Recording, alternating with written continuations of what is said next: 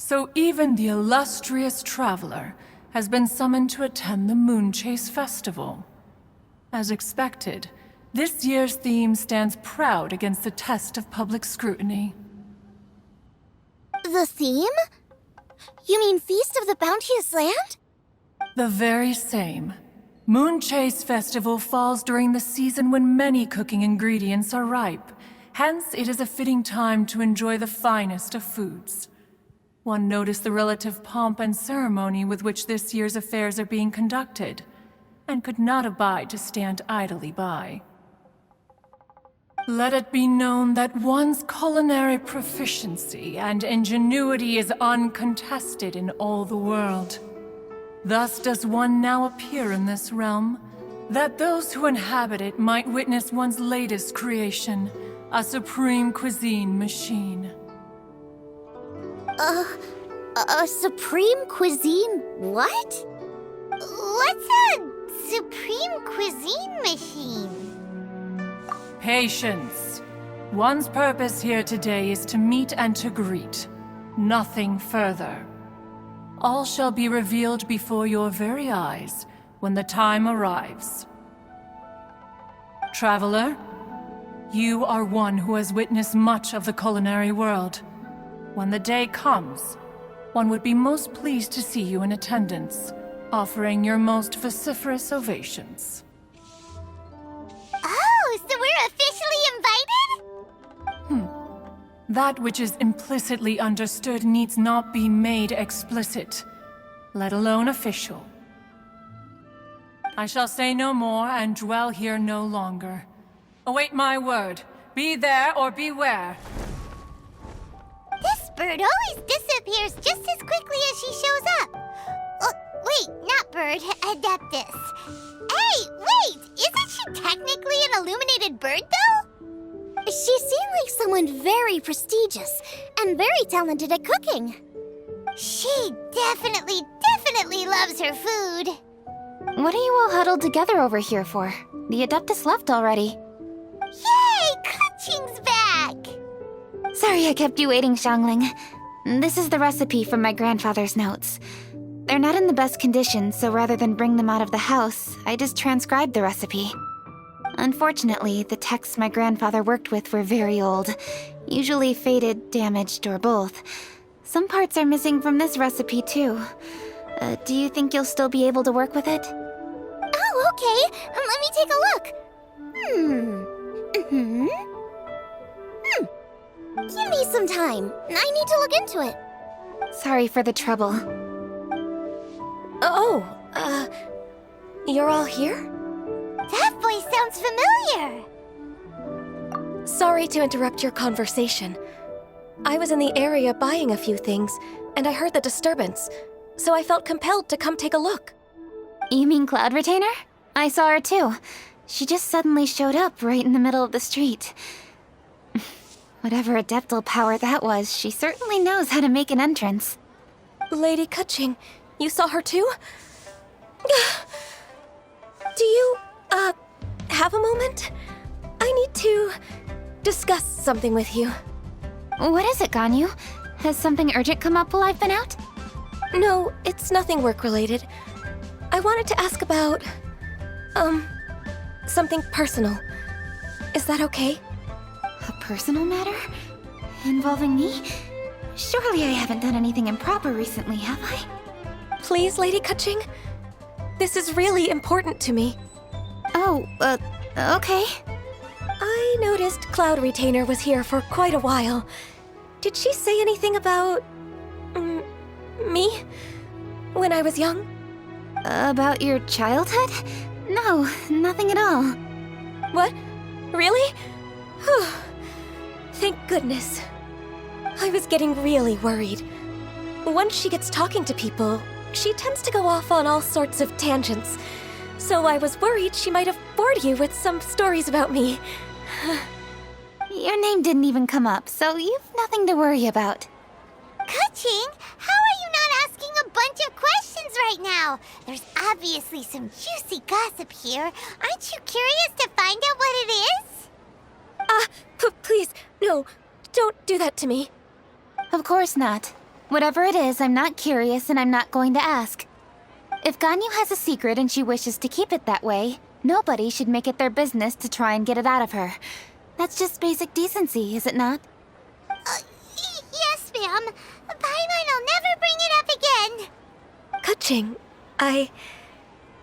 Thank you. You're so kind and considerate. I've always seen that in you. What's that got to do with... Honestly. Go on, you should be getting back now. Oh my, you're right. I should. Okay, everyone. Please excuse me. I should get back to work now. Take good care of Kaching for me. Hey, what are you trying to say? Don't worry, Ganyu. We will. Thanks. Hope to see you again soon.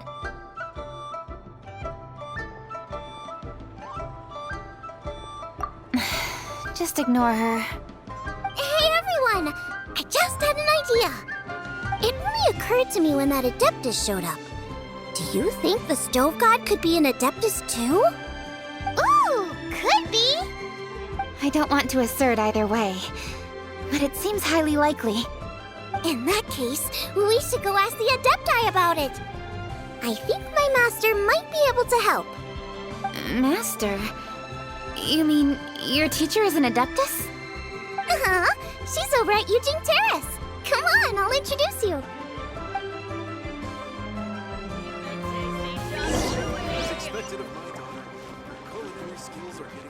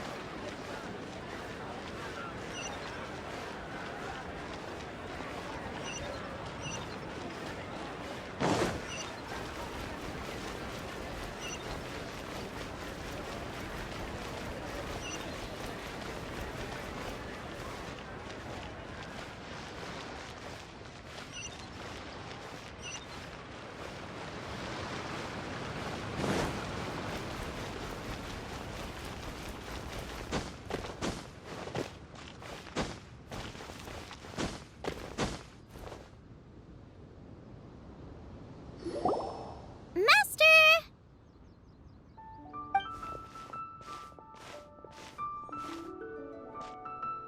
Oh! Hello, Xiangling. Madam Ping is Xiangling's master? I did not expect that. Master, how are you keeping these days? Are you well? Oh, very well, thank you. What a surprise it is that you all had the time to... Hello. Master, we came here because we have a question for you. Do you know about the Stove God? Of course I know the Stove God. Does this mean you know them personally? Ah, I see. It's the Moon Chase Festival, isn't it? How interesting. So you came to hear some stories about the Stove God. That's right. We're investigating something that happened recently. I see. The great stone surfaces. And so you open an investigation. I must commend your guesswork this far. I did indeed know the Stove God of whom you speak, but it was a great many years ago. Moon Chase was originally a rite observed by the Adepti, not something in which the ordinary people of Liyue would ever partake. But over the years, they have sought to emulate it for themselves many times, giving rise to various festivals bearing the Moon Chase name. On nights when the moon shone bright, everybody would get together for joyful reunions. There would be fine food, fine wines, and choice teas. Later, Rex Lapis unified all of these various festivals under the Moon Chase name to honor an old friend of his. In short, The heavens were our witness as we vowed to the moon to come together in joyful solidarity, to remember the past and reflect upon the present. That is the meaning of the Moon Chase Festival. Rex Lapis. That friend made many contributions to Liyue, and Rex Lapis would not have them go unrecognized. Turning this season into a commemoration of his old friend was also a way to honor that friendship. I can only presume that the Stove God Festival was one of the many subsumed into the Moon Chase Festival. In the hands of Rex Lapis, our nation's traditions were faithfully upheld. It is to their detriment that we must now be the ones to inherit this duty. Ah, Kuching, I simply won't allow you to be so down on yourself. Nothing would delight Rex Lapis more than to know that those who follow in his footsteps continue to value these traditions and are working tirelessly to do them justice. Thank you. Lady Kuching! Huh? Lady Kuching, Lady Ningguang wishes to speak with you. Ningguang's looking for me? Must be important. Please excuse me, everyone. If I'm not back soon, you'll find me at Ningguang's office.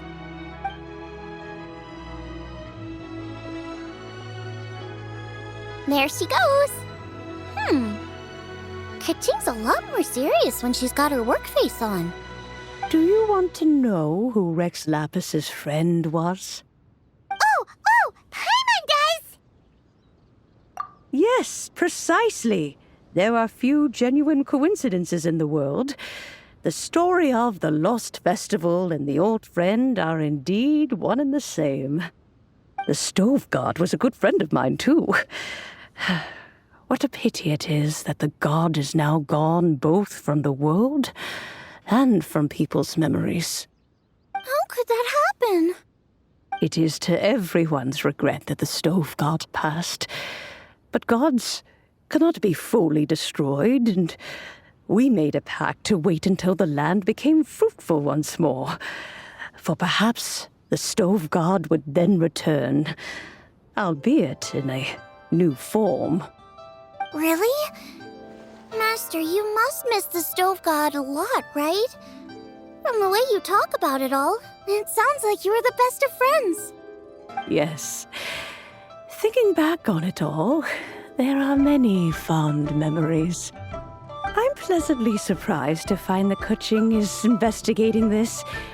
She is a tenacious child, and anything she sets her mind to, she will diligently pursue. It warms my heart and makes me want to give her a helping hand. Unfortunately, however, I cannot simply give her the answer, for the process is of great importance to her. Kuching's grandfather once researched the Stove God, and now she follows in his footsteps. Since Kuching has inherited this conundrum, so too she must inherit the journey to its resolution. You knew Kuching's grandpa? Of course, I count all the people of Liyue among my good friends. I remember when he was the same age as Kuching is now. So young. Grandparent and grandchild are definitely made from the same mold, both diligent enough to take on anything and bold enough to see it through to the end. I like to think of Liyue as my own little potted plant. I've watched it grow and blossom, and it grows more beautiful all the time. In the blink of an eye, the buds of yesterday are in full bloom today. It's wonderful to see. For new blossoms must bloom on the branches if the tree is to remain evergreen and ever young. My dears, you are absolutely right to focus your investigation on the stone. It is, as you suppose, the lost statue of the Stove God, and within it lie all the answers that you seek. I should like to see the stone for myself if you would lead me to it. Perhaps the truth will emerge even as we watch on.